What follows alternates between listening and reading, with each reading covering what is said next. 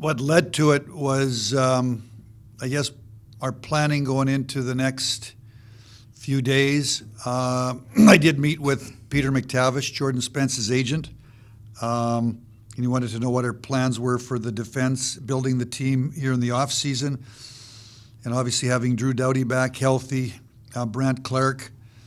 Do have plans to try to get one more veteran D on the right side. We've obviously got Mikey Anderson and Edmondson on the left side, and I think that based upon what we're trying to build, I'm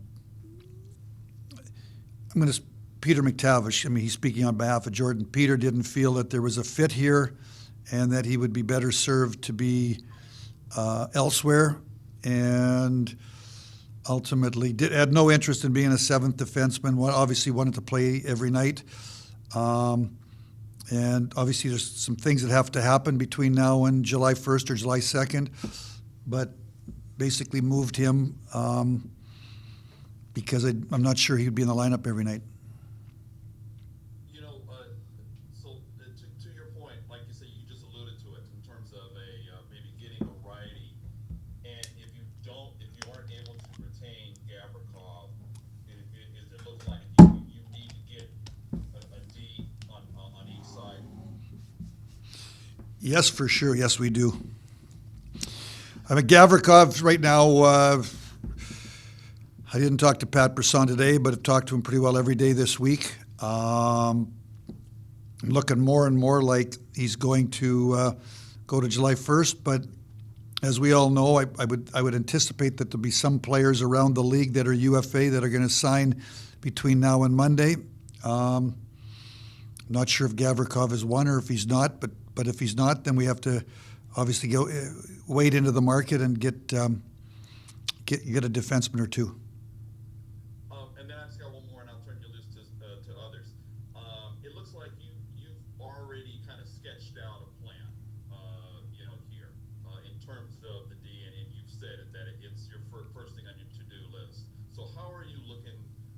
How are you looking at the market, whether be it trade or free agency, in terms of being able to bring in pieces? Does it look like a fruitful market in either case? I think there's some good defensemen, but obviously there's 32 teams, and I don't know that there's enough defensemen for 32 teams, but all 32 don't need a defenseman. So I would say this to you, in talking to the people here, and watching hockey over, Brant Clark was the 6th, 7th, 8th pick in the draft. He needs to play. There's a lot of hope and belief that he's going to really develop into an important player on this team. We're in a window right now where the team, in my opinion, can compete with the best teams in the National Hockey League. And it's hard to have too many young defensemen on a team when you're trying to compete with the best teams in the National Hockey League. So, that's sort of the conversation that I had with Peter McTavish about Jordan Spence. It's ultimately, I didn't see us having Brant Clark and Jordan Spence in the 2 and 3 hole on the right side.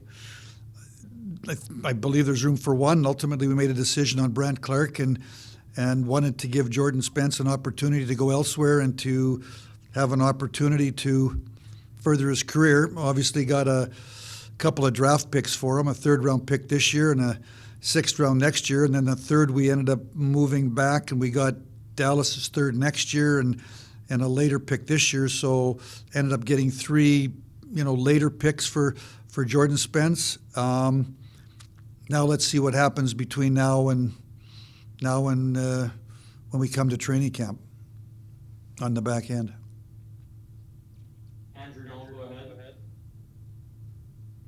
Oh yeah, hi Ken. Thanks for joining us again so quickly.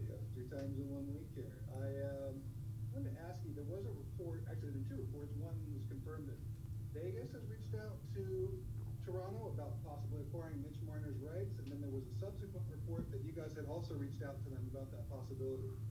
Can you confirm or deny if you've had any contact with Toronto about Marner and possibly acquiring his negotiating rights? I'm not going to. Here's the problem. Here's my problem with answering that question. Then every rumor that comes up, someone's going to ask me about a rumor. So I think it's best if I don't go down that rabbit hole, just because it's easier for you and it's easier for me. So no real comment, but I will say this to you. Obviously, it's my responsibility as a general manager of an NHL team, the LA Kings, to talk to all the general managers, or most of the general managers, leading up to the draft, to see what they're thinking, what possibilities might be out there. So I can't tell you I've talked to all 31 general managers of the National Hockey League, but I've talked to almost all 31 general managers of the National Hockey League. That's fair. Thank you very much. I wanted to ask you a little bit more about the deep board. It sounds as though you kind of evaluated it and said you wanted a different presence on the right side than Spence. What would you be looking for in that player? And also, if you were to retain Gavrikov, do you anticipate using him on the left or right side? You saw him, a fair amount of both sides. Yeah, well, I think Gavrikov can play both equally as well. I mean, he showed that. I think he's been more of a lefty throughout his career, but certainly Mikey Anderson and Gavrikov were a wonderful pair this year. And Gavrikov slid over and played the right side. He's got he understands the game. He's got a great stick, knows how to defend, and had a real good season. What was your other question? Sorry. Just mainly if you anticipate using him on the left. When I build a defense, I'd say to you this. I think most, as you watch the teams that go on long playoff runs, and you start to watch the hockey that's being played in the Stanley Cup playoffs, and I even think it's getting, the competitiveness, the heaviness, the hardness, the physicality, the puck battles, the battles going to the blue paint to defend the blue paint if you're a defenseman, the forwards wanting to get to the blue paint, the passion of the players to want to help their team go on a playoff run. You need big, heavy, hard teams. Now, smaller players can be heavy and hard. It's not, part of it might be size, but also part of it is, the style of play of a player, where, a smaller player might be heavy and hard, and a bigger player might not be heavy and hard. Part of it is the style of play, but certainly you want to build a team that's got, is heavy. It can play hard, can play in the hard areas, can win battles. At the same time, you need skill. So you're trying to put together the right combination of skill, speed, as well as, going to the blue paint, defending the blue paint, winning one-on-one battles, being able to get in. Part of it, what happens in a 7-game series, is you want to wear the other team down. Now, that's the Stanley Cup playoffs. Then you start out in September. There's an 82-game season where that style that I'm just talking about, I don't think it's quite like that over 82 games, because if it was, I don't know that most teams they'd be down a lot of men. It's hard to play that way for 82 games. So over 82 games, obviously you need depth, and you need skill, and playmaking and hockey ability to try to win regular season games. So you need lots of different ingredients on your team over 82-game regular season, and then believing you're going to go on a long playoff run. Thanks. I just wanted to clarify one thing before I step away. So if you're looking for a replacement for Spence, Gavrikov, or potentially a replacement for him if he leaves, would you then additionally be looking for a depth, like a 7th D as well? I'm just trying to get an idea of what you're talking about. Well, we got Burroughs and Morvar, who were up. I think that they can be a 7th, either one of them. again, talking to Jim Hiller and the people here, they did good. They did a good job over the 82 games. So, as we speak here today, it's probably got the two lefties, Edmondson and Mikey Anderson, and you got the two righties. So obviously, I'm looking for one defenseman for sure, and possibly two between now and the start of training camp. Just big picture, can you give us an idea of what went down between 59 and 88, and just the ability to trade up and that sort of stuff, and how you landed where you did with those two picks? No ability to trade up. I think you saw what was being moved. It was almost impossible to get into the 40s. It's kind of what we predicted. I think all the teams saw the same thing. So the draft fell at a certain tier in the first round, and then it fell again in the second round, which is why you saw just a mass flurry of early picks. We tried to move with 6 teams, and were rebuffed each time. Pretty good offers, but 59 was just a little too far. I think we would have needed to be in the 50, 51 range to have made a move. And then, as we said, what happened in between 59 and 88, as I said, I like the philosophy. We have some flexibility. We had 59, 67, 88. Our plan was to move up if we could. It wasn't, but again, we have that flexibility now where we had that pick. We were just able to move it. We had a few offers for moving that pick into next year. And as I said, with the depth of this draft and it going where it was, we thought at 67 we were getting a similar guy at 88. So it was a pretty easy move to take that pick, move it to next year, and then pick up one a little later where we thought the draft. Again, we thought we were at 88, 120, 125. We had 88 probably dialed down to 4 players, and 120 and 125 we were pretty sure who we were going to get, and we got both of those players. Thanks. Russell Morgan, go ahead, Russell. Hey, Mark, you came out of this draft with 9 players selected, most since 2020. Was that kind of the strategy going into this weekend? The strategy was to pick up more picks. As I said, the initial strategy would have been to move back like we did in the first. That went very much step for step according to plan, and pick up another one. We thought we would be able to get one for Spence, although we weren't sure if it was going to be this year or next year until later last night, early this morning when it got finalized. So the thought was accumulate assets to potentially move back up. Similar to what we did with Woolley last year, but we wanted to do it earlier because the draft fell, we thought. So again, the initial plan after the first round didn't work out. The plan for day 2 didn't work out, but we had other plans. And as I said, we knew that we'd be able to move 59 or 67 out. My preference obviously would have been to move out 67, and that's what we did. And then having those extra assets, again, people said it's not as deep a draft. I don't necessarily agree with it. I just think there was a lot of similar after a certain spot, and I think what you saw today means a lot of other teams thought that too. So I didn't mind having a lot of extra picks in those later stages of the draft. There were 4 or 5 guys that we targeted. Similar to, as I said, we've targeted guys in the past like Matt Roy or Nick, if you want to go back, Nick Dowd and Jordan Nolan, maybe to a lesser degree, a Paul Ledoux or a Kevin Gravel kind of later. We had some picks targeted like that in the later stages of the draft. So having the extra assets certainly allowed us to do that. And then I don't know if you're picking later in the draft, the percentages go down. So having more picks later just increase your odds. Great, thanks. Jared Schafran, go ahead.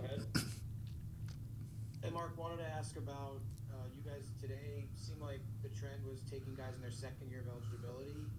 Obviously, a number of players taken were passed up last year, but obviously, you guys saw something in them here the second go around. What was that like for you guys, kind of going to that trend? Oh, I mean, I think we might have started that trend. I mean, way back with Wayne Simmons. We took Tanner Pearson as a draft +2 in the first round. Martinez. I mean, I could go through the list. We've been doing that since 2007. Analytically, +1s have a higher success rate in the later rounds. So as I said, it matches that. And then, another year of seeing a guy improve, seeing that the older players, that stuff doesn't. It's a note and it's information, but in terms of that trend, I mean, you can go back and look at our draft list. I bet we've done it 25 or 30 times in the 15+ years I've been here. It's a pretty good predictor of success with some of those guys, and there were actually 2 or 3 of the guys went a little bit earlier that we had on our list too. So if it had fallen a little differently, we might have actually added another 1 or 2 +1s. And then a couple guys that are going to Denver as well. Obviously, a program that you have familiarity with. Already had James Reeder there, but now it seems like probably sent a bunch of guys to go watch Denver this year. Yeah, the development staff likes to not make sure they don't have to travel, so we try to put everybody in London and Denver. So, no, it's funny. I was talking about that. I think it was to Chris Byrne. It's weird. Like it's not planned or all, but at the same time, when you can draft guys out of programs that are proven to have developed players, proven winners, that's so important. I mean, it's hard to be. I mean, it's so hard to be a winner. Look at what it took this year. And you look at a program like Denver and then like London in 2 different places. These guys, it's a learned trait. Very few people come into the league and are winners. There's an apprenticeship, and I don't think it can ever start too early. So, they get great coaching. We love what happened with Wright. In London, we love what happened with Woolley.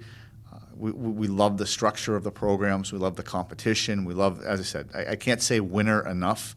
So it just seems that I guess we gravitate that way. But there's some circumstance too. A pick here or a pick there, and we don't pick that player. But I certainly don't mind players being at either of those 2 programs. Thanks very much. Jack Jablonski, go ahead. Hey, Mark. Curious on the draft pick with Terry Rimpinen. Obviously, it's well documented that the Kings have 3 pretty promising goalies within the pipeline. What led to taking another goalie, and why did Rimpinen stick out to you among those goalies in that area? Well, we didn't necessarily go into the draft looking for another goalie. The simple thing is, at the spot we took Rimpinen, we actually skipped over him twice on our list because of the depth of the goalie.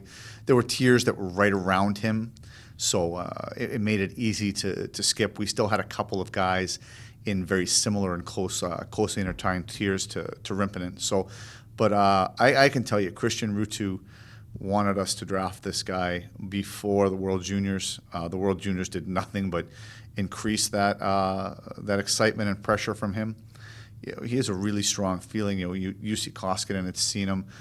The display he put on at the World Juniors, he's undersized, but he's got those attributes, the elite quickness and skating, and then the higher level compete. And then he reads the game very well. Being a 19-year-old goalie and ended up taking the number 1 job in the Liga, it's not something that's done. It's rare. So it just came to a point where we had no choice but to take him. And as I said, we went from a position of strength in goaltending, maybe the strongest in the league, and in 3 years we went to the position of weakness and maybe the bottom 5 in the league. So the volatility of prospects and picks being moved, players being moved, graduating on, I don't think you can ever have too much of one of one demographic, goalies included. So it was just the logical pick, and there wasn't a whole lot behind him either. So in terms of it was almost, our hand was almost forced based on his position on the list. Awesome, thank you. Andrew, go ahead. Yeah, Mark, I guess you kind of confirmed this. I mean, as I'm looking at it, I'm saying it had to be a situation where you took Rintanen because the value was just so high. What did you guys value so much about him? What was Christian saying to you as far as, his pitch? And do you think other things were just put off by his size? Because you mentioned some of the positives already. It seemed like he was a guy who might go maybe third, early fourth. Yeah, it's hard to. I mean, the size thing's easy, right? I mean, I guess if you're looking for a reason not to draft someone, that would be it. He performed well everywhere this year, on every high pressure stage. I mean, he almost willed those guys to a win versus the U.S. I mean, if you're a U.S. fan in that game, it was tight for a while, and you weren't quite sure. You thought, geez, maybe they're not going to get one by this guy. Maybe he's going to, So the things about him, as I said, he's undersized. That's the knock, and that's the only knock. He's just skating and quickness. He's almost like a fast twitch muscle. He borders on elite in some of those athletic areas, and then it's complemented by a higher level compete and battle. If you watch him in the net and you watch him in traffic, some of the things he does that mutes the limitations of his size are his quickness and his battle. He battles for pucks. He battles for positions. He battles for sight lines. And then he lets the natural gifts that he has in terms of skating and athletic ability take over. But as I said, I would have preferred not to take a goalie in that position. But, I mean, if you looked at the position on our list, we could have taken him a pick or two earlier. I wanted to ask you about Wojtek Sikar at 59. Another guy who had a wide range of projections. I know he ended up high in the central scouting list for European skaters, but what attracted you guys to him in particular, and where do you see him fitting long term into the organization as far as role and style, I guess? Well, his skating stands out. His quickness and his skating. He's an excellent skater. He's got a speed-based game. He uses it on both sides of the puck. Without the puck, chasing it down, pressuring with the puck. He's able to get outside. If he gets a step on you, especially in a short area, you're in trouble. He's got really good jump, and he can jump by an opponent or jump into a hole. He performed very well. I thought his best hockey this year might have even been at the World Junior, but it followed a similar path to him playing in the top league in Czech as a draft eligible. That's not an easy thing to do. He logged, I can't remember if it was 14 or 16 minutes a game average. As I said, he was a regular player in a men's league at an age where that doesn't happen. His points were respectable overall, and then if you factor in that he's a young guy, it stands out even more. He showed a more offensive role against his peers, although he didn't get to play a whole lot. I mean, the World Junior isn't your peer group if you're draft eligible. He didn't get to do that a lot. He's one of those guys, I think if he had played in junior hockey, you would have seen a much more offensive-oriented style. But playing in the pros, you have to play a complete game or you don't get in the ice. I think long-term, I think he's a two-way guy. Obviously, his top-end potential would be top 6. I would say F6. I don't know that I would go to F5. That would be his top potential.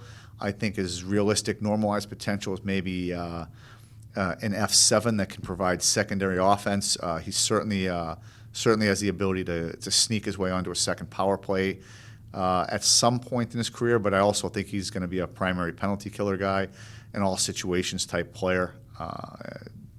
So I think you're looking at a third line guy to maybe finding his way up until the lower part of a top 6. John Holland, go ahead. Yank, with Harrington, I'm assuming that's an Andy Johnson special maybe, and just what can you say about his abilities at the USHL level? Yeah, Teddy was the first guy on him. They liked him early in the year. He was kind of a slow burn, coming from I can't remember, it was U.S. High School. We saw him play last year. The difference in his play from last year to this year was significant, and he made that jump in an almost non-comparable league, comparing the USHL to high school.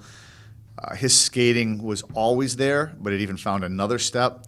He's starting to fill out, but he's still so much on the young side of his development curve that there's more there. But he was a little bit under the radar, and he just more of a slow burn guy for us. By the time January came along, we have the scout. The scouts put these things together where there's some players of note that they want to make sure they're not missed and they're not overlooked. And he was on Andy's and Teddy's. He's kind of found his way onto mine at the very end of the year. Higher level skating, strong transportability, rush-based ability with the puck, more carrying it up the ice and delivering it than individually penetrating. His shot is excellent. The offense that he gets is more derived through a shot than passing, but passing is a secondary element of it, and he's got size. So it was a pretty good package on a guy that has shown the ability to improve. So if he can do that again for another year, it's pretty promising. And any thoughts on Epperson too? Just because again, we probably won't get a chance to see him at Dev Camp with the way Denver does stuff. Yeah, no, there won't be the Denver guys won't be here first year. That's a foregone conclusion going into it. Epperson's pretty cool. It's he played on one of the top lines in the whole CHL. He was able to get 80 points, I believe. Followed up with just under 90, I think 87 penalty minutes, and he's kind of that competitive puck hunting, under your stick, hard area play competitor that has the skill to play up the lineup with really good players. Like if you go back and you watch some of the games with them playing, he's not a passenger on the line. Like often, if you got a Misa, McKenna, guys like that, you often get passengers on the line. If you look, he did a lot of the heavy lifting, and when you can have a guy who can do the heavy lifting but also be skilled enough to be a complement, not an anchor, as I said, that's rare. He's a year older. We've watched him now for 2 years. We thought about him late last year, but he didn't quite make it onto the final list. But there's as I said, I don't want to say utility, because utility player, you kind of think that you're just kind of a jack of all trades and a master of none type thing. He's got enough offensive ability and enough skill that his competitiveness and ability to get pucks back, ability to win battles there's gonna be a lot of guys fighting to have him on their line at some point. Thanks. Sure, Chaffron, go ahead. Yeah, Mark, just wanted to follow up. I know you mentioned Epperson, but is there anybody else who wasn't able to make the draft that you might see, or you have an idea might be able to come to development camp this week? You mean guys we drafted, or guys that went through the draft? Guys that were drafted today. So the guys that will be coming to camp tentatively will be Henry. Epperson won't be. McMorrow won't be. We're in the process of trying to get Shahar and Chauvin. I'm optimistic, but it's not definitive yet. That's literally what the guys are doing right in the back now. But I would expect there's a chance everybody except for McMorrow and Epperson, there's a chance that we could get all the guys. The Euros are a little bit harder because they got to get on a plane today, but they're actually working on flights for those guys now. If it's feasible, everyone will be there except those two Denver guys. But as I said, we're limited by flight schedules and guys getting to the airport too. I expect some of them. It'd be great if we got them all, but I could give you an answer in probably 25 to 30 minutes. I could give you a definitive answer, but that's literally what the guys are in the back rooms working on right now, getting the flights and getting everything scheduled for the guys.